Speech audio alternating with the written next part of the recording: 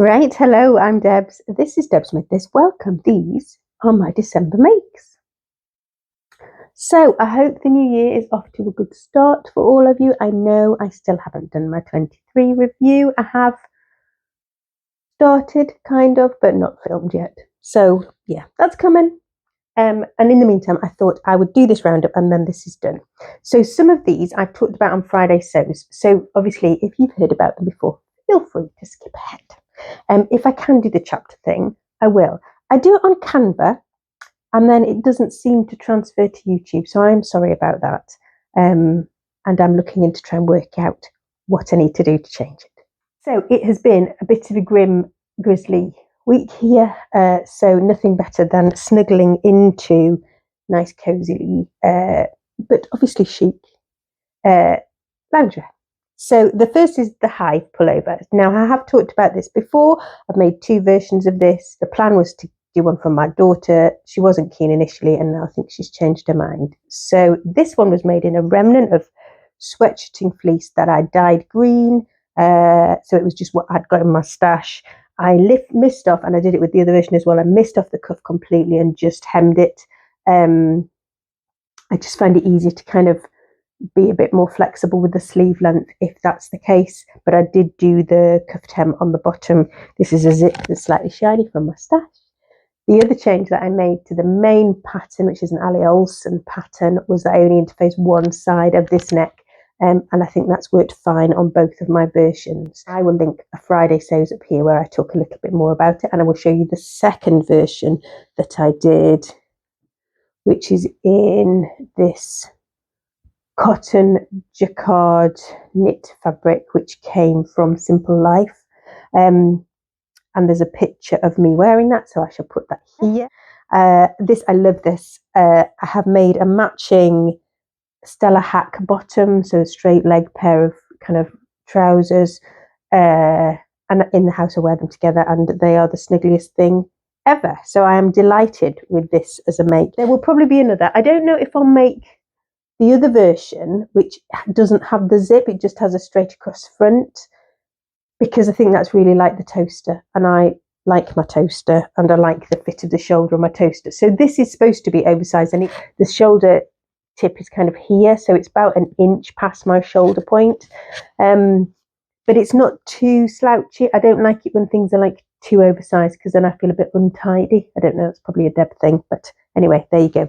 So I shall flash quickly at you the Stellas that I did. So what I did was to change the leg shape on these. The construction of the front, I did exactly the same. I think I maybe make the waistband wider than she does. Can't remember, sorry. This is from the Stretch book by Tilly and the Buttons, which has been about forever. And you can see if I hold up the leg, that's my leg piece. So you can see it's very straight. And then what I did was to just sew up the hem like so that it's cuffed, rather than ribbing at the ankle. Yeah, so just personal preference. But yes, I've been delighted with those. I've lost me. So number 4, I'm going to do now because it's slightly smelly. Too much information, I'm sure.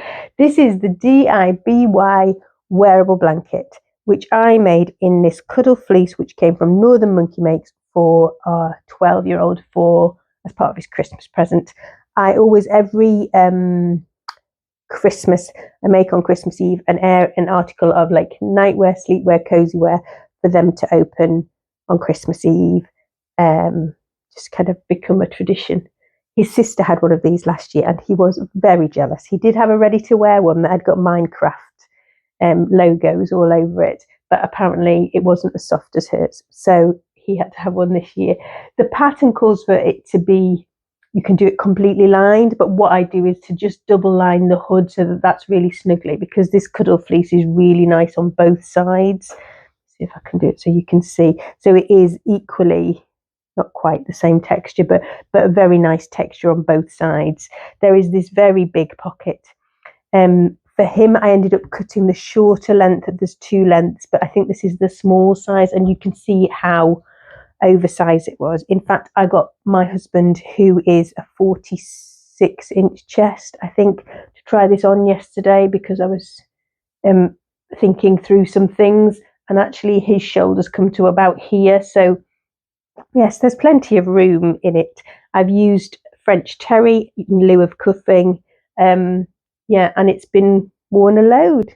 Now next is this. I have got a picture of this on the mannequin, so I will put it in. This is an LB Textiles Cornell shirt with the Grandad style collar. I've used poppers for closures, and I've done the front placket.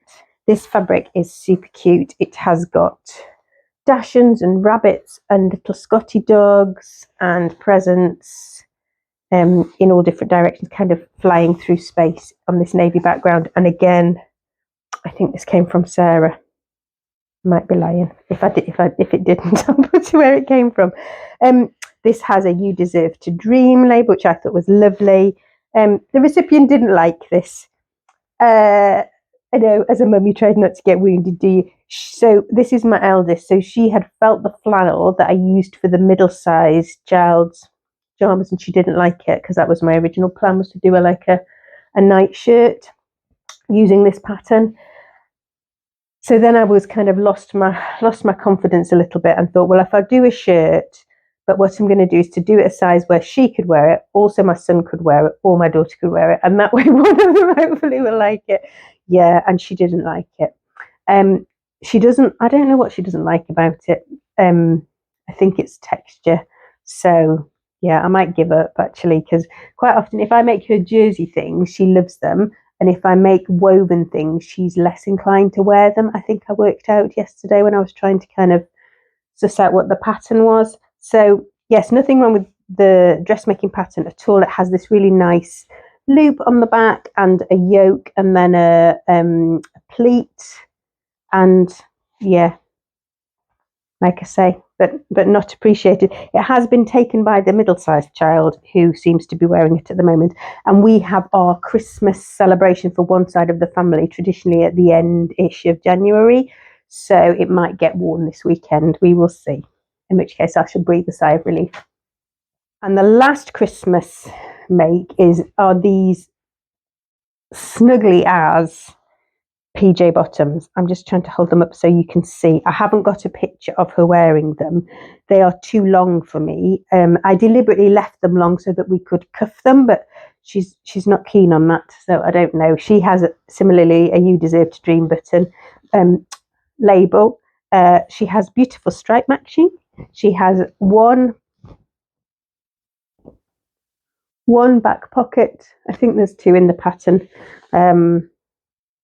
And yeah, I'm really pleased with how these came together. This is the Samford set trousers, which was a Peppermint magazine pattern, which is one of you pay as you feel one.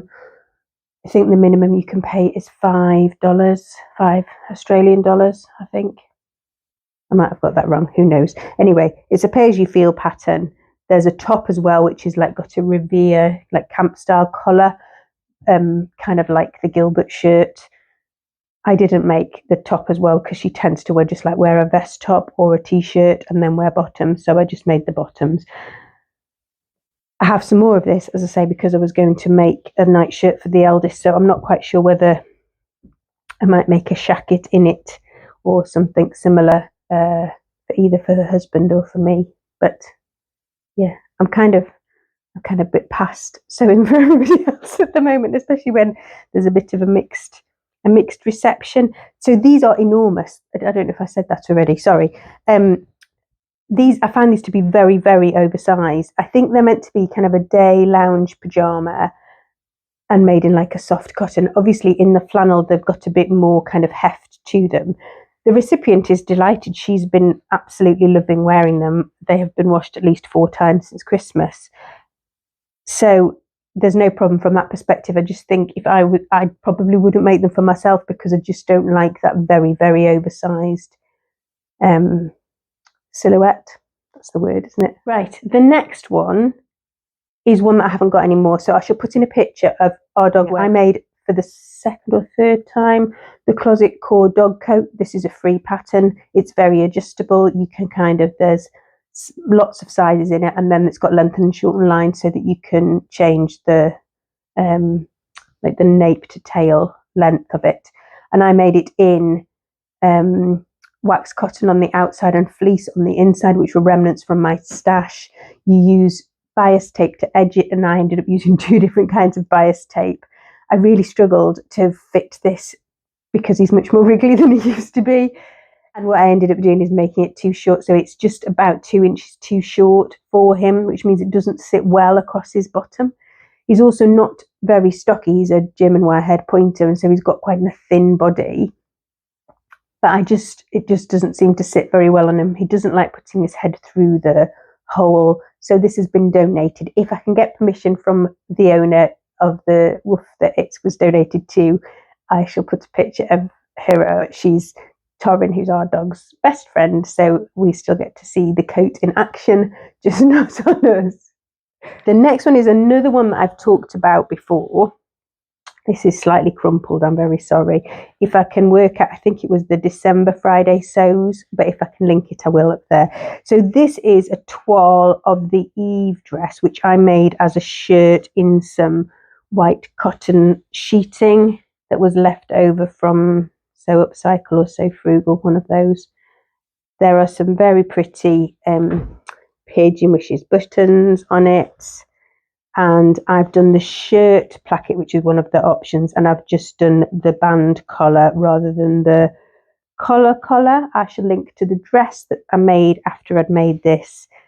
This was made without any amendments to the pattern, just kind of as a toile to see, and it fits beautifully and has been worn absolutely loads.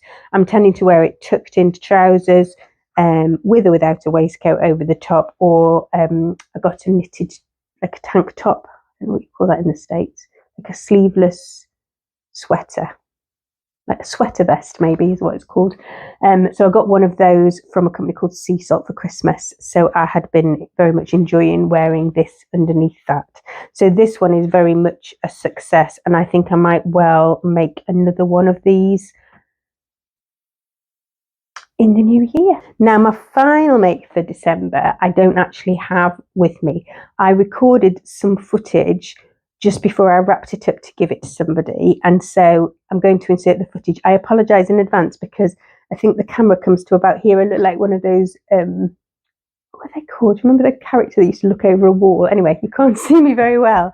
You can see my little Christmas tree behind me and my Chris Dingle that was up, which I chatted about at the start. So I've locked that off and tried to make it not sound quite so Christmassy. But I do have a picture of the recipient. If I can get permission, I shall put it in, or I'll put it in with a smiley face over her smiley face. And that was the Pattern Scout Birdie. So I shall pass you on to Deb's on Christmas Eve or whenever it was that I was wrapping it, and she can tell you all about it. Right, hello, this is Christmas Eve. Deb's coming at you, all excited and festive. I'm just about to wrap this up, so I thought I would show you before I do, so that you can see one of the gifts that I've made this year. What I'm here to tell you about is this, which is a Pattern Scout Birdie. That's a pattern that is for a shirt or a shirt dress, and I have made it, I don't know, maybe 4 or 5 times. I think I've made it a couple of times for other people. And what's nice about it is it's fairly easy to fit. It does have a bust start, but I haven't had to move that. I think I had to move it very slightly on one of the patterns that one of the versions that I've made. So it's quite a forgiving. It's like a nice loose fit. This is for a friend of mine called Allie, and if you watch my channel for a while, you will remember that I made Allie an X dress last year. And then she had something called a subarachnoid hemorrhage, which is where you have a bleed in your brain. She has made an incredible recovery. And about 18 months ago, she had given me this fabric. Now, this fabric was bought probably by her mother from Liberty, and her mum died about 20 years ago. She gave the fabric to me because she knows I like fabric, and the idea was it was given as a gift without any expectation. However, because I'd made the Nix dress, I had Allie's measurements, and because we tried on some other things at the time to kind of get an idea about what style she was liking, she'd tried on, I think, this one actually, and liked it, but it was a little bit oversized for her. So I'd written down some notes about what adjustments I needed to make. So I was prepped. So this Pattern Scout Birdie is made in a Liberty. I think it's I think it's a viscose, but it's a really cold hand. I did wonder whether there was some silk in it actually when I was sewing it, but I thought it was best not to think about that and just sew it like I thought it was a viscose. As I say, it's probably 25 years old. The buttons I put on it, I know that tonally then they're a little bit bright white, but they are glass vintage buttons, and I thought they were really pretty. And so there's a proper collar placket on there, and so there's a button on each side, and in the back one's nice because it doesn't have a yoke, it has just a pleat at the back that comes into the collar, so it means that it's kind of quite nice fitting, so which is why I think it makes a nice present. And I've hand stitched the hem. I'll take it off in a minute and just show you the inside. So I French seamed most of it. I didn't French seam the arms there because I think if I need to make any adjustment, it's probably going to be there. So I've just overlocked that at the moment. I shall show you the inside. I thought if your mum was going to say some things to you, they might be the kind of things that she might say, which are you important, you are important, you are enough, and you matter. So I'm hoping this goes down well. I mean, I can't do anything about it if it doesn't, can I? I caught the fabric and I didn't have enough to recut a sleeve, so I've left it at the moment. I might need to as I say, I might need to reduce the sleeve head. So if I've just left it where it is because it's like literally adjacent to where the sleeve seam is. At the moment, I put interfacing on the underside, stitched it on the top, and put a little bit of fray check on the top. So I don't think it's going anywhere. It just there is an imperfection there, which is unfortunate, but like I literally can do nothing about it at all. So I'm just about to wrap that. As I say, I'll just show you a close up of the buttons. So the buttons are these little glass pearl coloured ones with a little shank on, and I've used them before and they're really nice. I mean, it probably isn't going to be the best garment to wash and wear a lot, but I do think that the style lends itself really well. And what I really like is when it comes open, you see both the placket, but the inside of the fabric is the reverse, so it actually looks quite nice. You know, sometimes when it falls open, you see the inside and it isn't very nice, very white. So that isn't the case with this. So that was one of my makes as a Christmas present, and I'm hoping that one goes down okay. I'll let you know.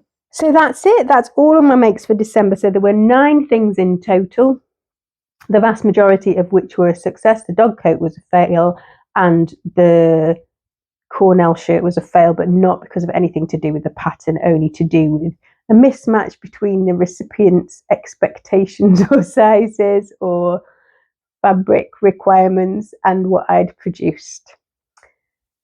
So I think that's it. Let me know what you think, if there's any that you've made or that you have experience of, or any top tips for matching fabrics to individuals. I kind of have decided, to be honest, that what I'm going to do is, unless I know somebody has chosen the fabric, I'm not going to do this anymore. I'm not going to make for other people. I think about a quarter of what I made last year was for other people, and most of it was really well received, actually. I suppose it's just, you know, you win some, you lose some, and there was quite a lot of makes for other people in that little round. So yeah, I think we did all right in the end. I have some rayon to make a set of pajamas for my lovely friend Anna for her birthday next month. So that's going to be the next make for somebody else that I'm going to do, I think. I want to cut out this afternoon. I'd forgotten about that one in my head because the fabric's washed and dried. It's kind of practically done, but it isn't practically done. I do need to make that this afternoon. So yes, I should be doing a make for somebody this afternoon. So I hope you have had a productive January so far, that you are not getting too battered by these storms that we're experiencing. I was really glad I went out and did the dog walk first thing, because it's not very nice out there now. And wherever you are in the world, I hope you are finding time to rest and replenish and do some making if that's something that brings you joy. Thank you so much for watching. If you would do the like and subscribe thing, if you haven't already, I would be very grateful. I'm at 900 and something subscribers, which is kind of slightly mind-blowing, but yes, very welcome. And I shall continue sewing and sharing with you lot what I make. Okay, bye-bye for now. God bless.